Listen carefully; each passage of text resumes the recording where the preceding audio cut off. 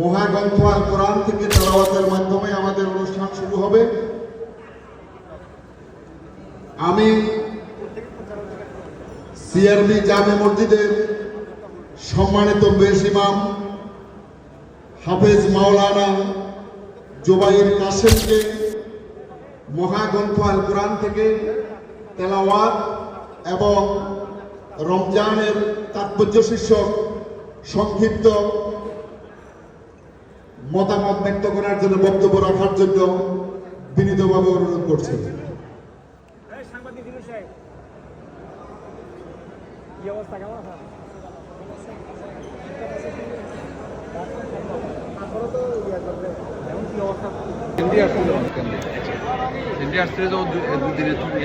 মারুফ ছেলের বিয়েতে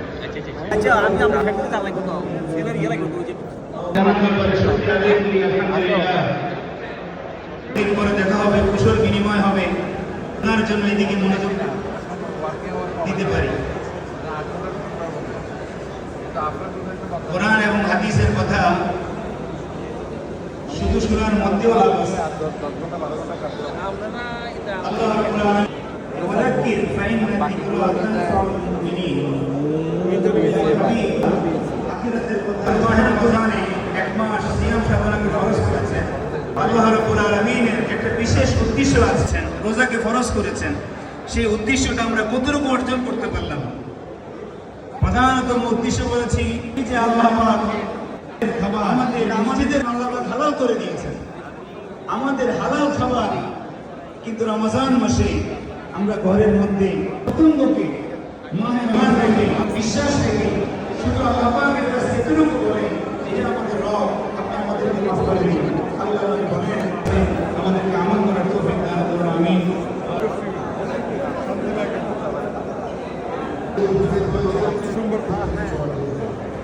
আমাদের সামনে বিজিএমই কর্তৃক আয়োজিত ইফতার মাহফিল 2026-এর সম্মানিত উপস্থিতি, এখানে উপস্থিত আছেন আজকের অনুষ্ঠানের যিনি উদ্যোক্তা, যিনি দাওয়াত করেছেন, বিজেএমইর প্রথম সহসভাপতি জনাব সেলিম রহমান, এখানে বিজেএমইর central president Mahmoud Hasan Khan বাবু সাহেব, যিনি রাইজিং গ্রুপের ম্যানেজিং ডাইরেক্টর, উনি এখানে আছেন, আমি ওনাকে ধন্যবাদ জানাই। এখানে উপস্থিত চট্টগ্রামের স্বনামধন্য বিজনেসম্যান, শিল্পপতি, ইন্ডাস্ট্রিয়ালিস্ট এবং রাজনীতিবিদ, পেশাজীবী সুধী সমাবেশ, আসসালামু আলাইকুম। আমরা ইনফ্যাক্ট যখন বাংলাদেশের রাষ্ট্রনায়ক, দেশনায়ক তারেক রহমান চট্টগ্রামে একটি সমাবেশে এসেছিলেন, ওনার কিন্তু চট্টগ্রামবাসীর সাথে একটা কমিটমেন্ট ছিল।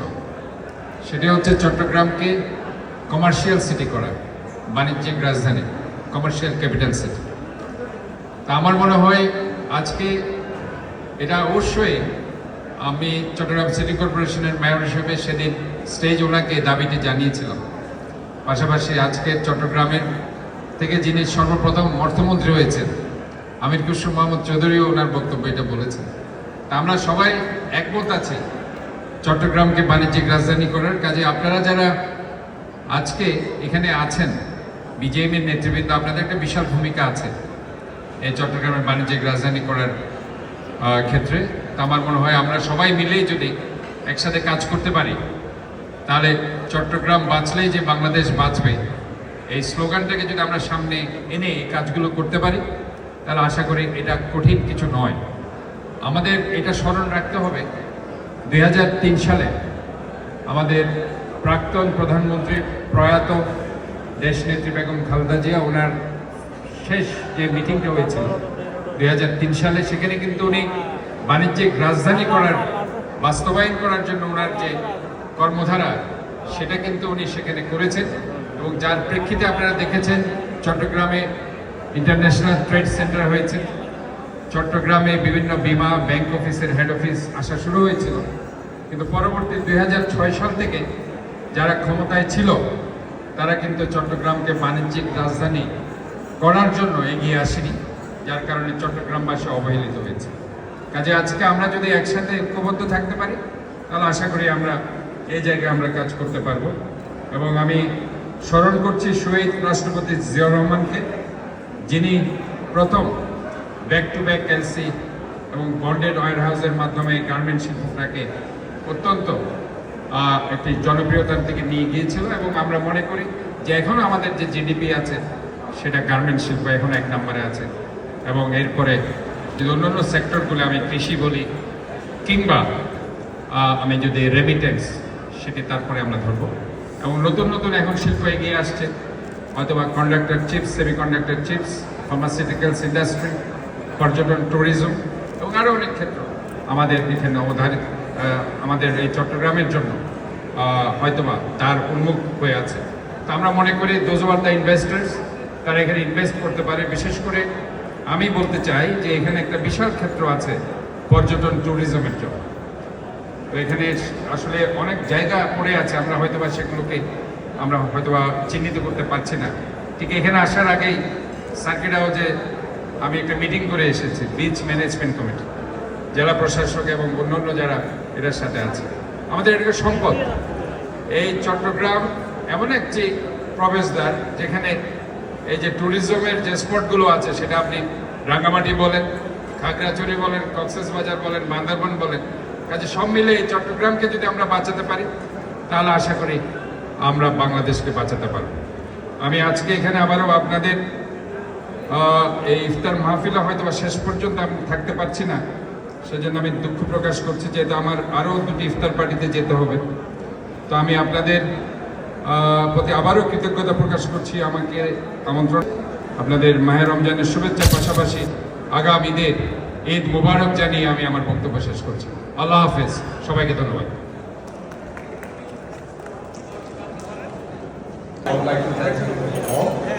আমাদের মাঝে আছে আমাদের সম্মানিত police commissioner. I would like to thank him. I think আমার কথা বলতে আমরা এখানে এনার্জি সিকিউরিটি থেকে শুরু করছি। বাট যেহেতু আমরা একটা কমিউনিটির মধ্যে থাকি, একসাথে থাকি, সবার ইন্সপিরেশন থাকে, সবার সাপোর্ট থাকে, তো আমরা যে কোনো সমস্যা ট্যাকল করতে পারি আর কি। Again, I would like to speak to the wall দাঁড়িয়ে থেকে এখান থেকে। তো এগেইন আপনাদের সবাইকে আসার জন্য অসংখ্য ধন্যবাদ। হোপফুলি আপনারা আমাদের ইফতারটা, আমাদের এই টোকেন অফ অ্যাপ্রিসিয়েশনটা অ্যাপ্রিসিয়েট করবেন। Thank you so much. আমি এই মুহূর্তে আমাদের প্রেসিডেন্ট বাবু ভাইকে অনুরোধ করবো একটু স্টেজে আসার জন্য। বাবু ভাই।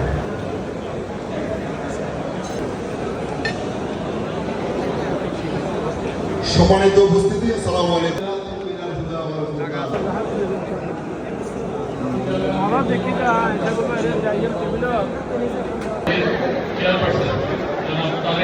হয় প্রতিবারই 1500 কোটি টাকার মতো ইনসেন্টিভ রিলিজ করা হয়। এবার আমাদের অনুরোধে তো মূল উদ্যোগটা আমরা বিজিবির পক্ষ থেকেই নিয়েছিলাম। এর বাইরেও সরকারের কাছ থেকে এই কমিটমেন্ট আমরা আদায় করেছি, ভবিষ্যতে ইনসেন্টিভে যে টাকাটা বাকি থাকে প্রায় 7 মাস 8 মাস, সেটা প্রতি মাসেই পরিশোধ করা হবে। এর বাইরে ব্যবসা করার খরচ কমানো এবং ব্যবসাকে সহজ করার জন্য কি উদ্যোগ নেওয়া যায়, আপনাদের প্রিয় লোক, আমাদের সবার প্রিয় নেতা মাননীয় অর্থমন্ত্রী জনাব আমির খসরু মাহমুদ চৌধুরীর নেতৃত্বে যে মিটিং হয়েছে, সেখানে উনি বলেছেন ব্যবসা সহজ করার ব্যাপারে যা যা করার উনি করবেন। শুধু তাই না, ব্যবসার খরচ কমানোর জন্য উনি উদ্যোগ গ্রহণ করবেন। এই ব্যাপারে আমাদের তরফ থেকে মতামত চেয়েছেন, সেই মতামতটা আমরা ইতিমধ্যেই দিয়েছি। আমরা আশা করব ওনার নেতৃত্বে বাংলাদেশের অর্থনীতি এগিয়ে যাবে এবং পোশাক শিল্প এগিয়ে যাবে। আমরা পোশাক শিল্পের উদ্যোক্তারা দায়িত্ব নিয়ে বলছি, বাংলাদেশের শিল্প শুধুমাত্র একটি খাতের উপর নির্ভরশীল থাকা কোনো অবস্থাতেই হেলদি সিচুয়েশন না। আমরা চাই এক্সপোর্ট যেন ডাইভার্স হয়। এই এক্সপোর্ট ডাইভার্সিফিকেশনের ক্ষেত্রে আমাদের মেম্বাররাই অগ্রণী ভূমিকা তখনই নিতে পারবে যখন আমাদের ব্যবসা করার বিষয়গুলো সহজ হবে। আপনারা সবাই যে বিষয়টা নিয়ে আতঙ্কিত বা কনসার্ন, সেটা হচ্ছে মধ্যপ্রাচ্যের যে যুদ্ধ। এই মধ্যপ্রাচ্যের যুদ্ধের কারণে আমাদের যে জ্বালানি সমস্যা তৈরি হয়েছে, এই ব্যাপারেও আমরা সরকারের সাথে কথা বলেছি। এই বিষয়টা নিয়ে সরকার খুব সিরিয়াসলি কাজ করছে। একটু আগেই মাননীয় জ্বালানি প্রতিমন্ত্রীর সাথে আমার কথা হয়েছে। উনি কথা দিয়েছেন পোশাক শিল্পের যেসব জেনারেটর ডিজেল দ্বারা চালিত থাকে, বিজিএমই এর সার্টিফিকেশনের ভিত্তিতে পাম্পগুলা ড্রাম অথবা অন্য কন্টেনারে ডিজেল সরবরাহ করবেন। এর বাইরে আগামীতে যেন জ্বালানি সমস্যার সমাধান সহজ হয়, এলএনজি যেন পর্যাপ্ত আমদানি করা যায়, সে ব্যাপারে ওনারা উদ্যোগ নেবেন, যাতে করে অন্তত জ্বালানি নিয়ে আমাদেরকে ভুগতে না হয়। সবশেষ যে কথাটা বলে আমি বক্তব্যটা শেষ করতে চাই, সেটা হচ্ছে এই, আমাদের পোশাক শিল্পে একটি দীর্ঘদিনের সমস্যা হচ্ছে। আমাদের বেশ কিছু উদ্যোক্তা ভাই বোন আছেন যাদের তারা ব্যাংকের কাছে ঋণে জর্জরিত আছেন। ফ্যাক্টরির সংখ্যাটা 100-র উপরে। ঈদের পরে আমরা মাননীয় অর্থমন্ত্রীর সাথে দেখা করব, ইনাদের ঋণটা যেন পরিশোধ করে দেওয়া হয় সরকারের পক্ষ থেকে, অথবা এমনভাবে একটা পেমেন্টের ব্যবস্থা করা হয় যেন এই এসএমই ইন্ডাস্ট্রির এই ঋণগুলা ওরা পরিশোধ করে স্বাভাবিক জীবনে ফিরে যেতে পারেন। আমি আবারও আপনাদের কাছে চিটাগাংয়ের উদ্যোক্তা ভাই বোনদের প্রতি কৃতজ্ঞতা জানাচ্ছি। আমাদের প্রতি আস্থা রাখার জন্য আমি আশা করব সরকারের সাথে মিলেমিশে একটি সুন্দর বিজিএমএ, একটি সুষ্ঠু এবং শক্তিশালী অর্থনৈতিক ভিত আমরা গড়ে তুলতে পারব। সবাইকে ধন্যবাদ। আসসালামু আলাইকুম। আমি আপনাদের প্রতি কৃতজ্ঞতা জানাচ্ছি। সম্মানিত উপস্থিতি, আল্লাহ সুবহানাহু ওয়া তাআলা কোরআনে হাকিমের মধ্যে বলেছেন, কুতিবা আলাইকুমুস সিয়াম কামা কুতিবা আলাল মুত্তাকুন। তোমাদের উপস্থিতির জন্য আমাদের সবাইকে ক্ষমা করে দেন, আমাদের দেশের প্রতি যেন রহম করেন। আল্লাহ যেন সমগ্র বিশ্বে মুসলিম জনতার প্রতি রহম করেন। من الخاسرين ربنا اغفر لنا ذنوبنا وكفر عنا وذرياتنا قرة أعين واجعلنا للمتقين إماما اللهم إنا نسألك رضاك والجنة ونعوذ بك من سخطك والنار. আসসালামু আলাইকুম ওয়া রাহমাতুল্লাহ। ইফতারের সময় হয়েছে।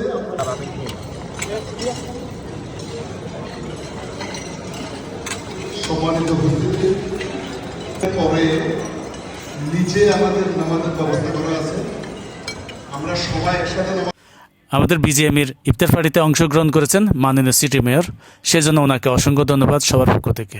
মাননীয় সিটি মেয়র বলেছেন, সরকারের প্রতি আহ্বান জানিয়েছেন আমাদের গার্মেন্ট শিল্পের উন্নতির কথা, বলেছেন আরও অনেক কিছু যা আমি এই ভিডিওগ্রাফিতে দেখিয়েছি এবং আপনারা সবাই শুনেছেন। বিজিএমির ইনভাইটেশনে আমরা এসেছি এই ইফতার পার্টিতে অংশগ্রহণ করার জন্য। যাই হোক, পূর্ব ঘোষিত অনুযায়ী আমরা সবাই নামাজ পড়া শেষে চা খেতে এসেছি। চা রয়েছে রং চা, দুধ চা ইত্যাদি।